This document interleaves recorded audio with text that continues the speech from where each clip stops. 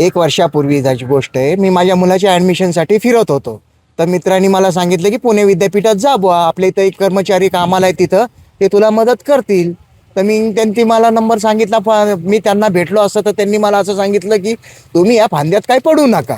तुम्हाला 3 वर्षाचं पहिल्या वर्षाची मार्कशीट, दुसऱ्या वर्षाची मार्कशीट आणि तिसऱ्या वर्षाची मार्कशीट आणि डी.ईडीचं सर्टिफिकेट हे जर मी तुम्हाला एकाच वर्षात दिलं तर तुम्ही काय करताल?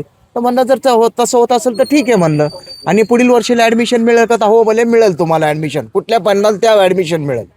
तर मग आमचं 3 लाखामध्ये ठरलं बुवा. म्हणलं माझी का परिस्थिती एवढी नाही आहे म्हणलं, मी एवढे पैसे देऊ शकत नाही. तर हा नाही करता करता 1.5 लाखामध्ये आमचा व्यवहार ठरला होता. 1.5 लाख द्यायचे होते.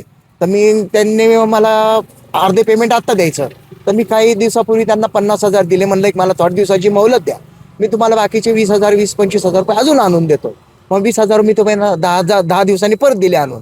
मग त्यांनी मला पहिल्या वर्षाची मार्कशीट, दुसऱ्या वर्षाची मार्कशीट असं दिलं. नंतर म्हणले मला पुढच्या पेमेंट सगळं पाहिजे बोले, तुमचं डिग्री सर्टिफिकेट आणि तिसऱ्या वर्षाची मार्कशीट तयार आहे.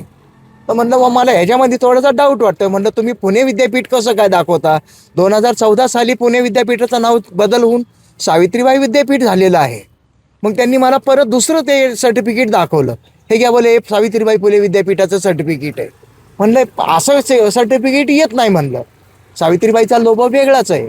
मग तुम्ही हे कसं काय देता? मला जरा याच्यावरनं डाऊट आलं. म्हणलं मला काय माझं काम करायचं नाही आहे, मला माझे पैसे परत देऊन टाका. तर ती व्यक्ती म्हणते बुवा एकदा आम्ही पैसे दिलेले परत देत नाही. तुम्हाला काय करायचं असेल ते तुम्ही करू शकता. आता मला सांगा, तुमची काय मागणी असणार आहे? रमेश मुकेकर हा विद्यापीठाचा कर्मचारी आहे, त्यानं अजूनही अशा प्रकारे काही लोकांना फसवणूक केली आहे का? आणि आता काय मागणी असणार आहे त्याची? सर, या माणसांनी याच्या आधी पण या माझ्यासारख्या लोकांची बरीच जणांची त्यांनी कामं केलेली आहेत. याचा पुरावा पण मी तुम्हाला देऊ शकतो. आणि दुसरी गोष्ट, हे विद्यापीठातलं परमनंट कर्मचारी आहेत आणि यांच्या पुढं पण अजून 3-4 जण आहेत. या सगळ्यांवरती एक व्यवस्थित कडी कारवाई करावी आणि एखादा गुन्हा तरी नोंद करावा. कारण विद्यापीठाचं नाव हे पूर्ण पुण्यामध्ये सगळीकडे प्रसिद्ध नाव आहे.